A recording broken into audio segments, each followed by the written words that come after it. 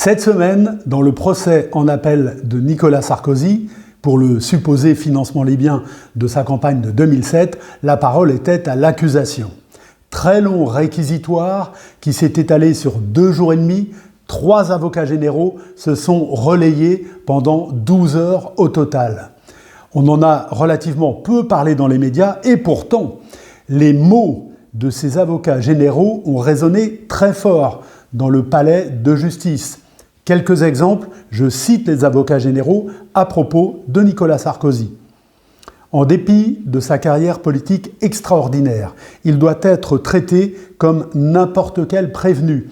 Il revient à la Cour de le sanctionner à la hauteur de la gravité des faits.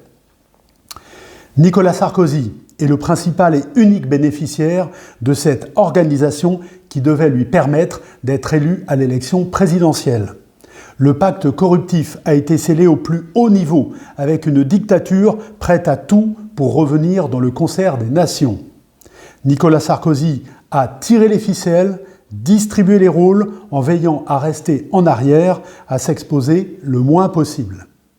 L'accusation a requis, comme pour le premier procès l'an dernier, 7 ans de prison ferme, 300 000 € d'amende et 5 ans d'inéligibilité. À présent, ce sont les avocats de la défense qui vont plaider. Le jugement est attendu en novembre prochain.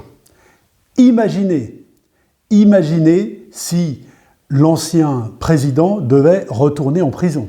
Ce qu'on va entendre de nouveau de sa part comme de celle de ses soutiens.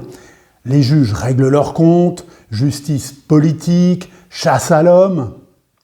Or, la semaine dernière, dans une autre affaire, l'affaire dite Big Malion, on apprenait que Nicolas Sarkozy, qui a été condamné définitivement dans cette affaire, allait échapper, pour ses 6 mois d'emprisonnement, allait échapper au bracelet électronique, en raison de son âge, 71 ans.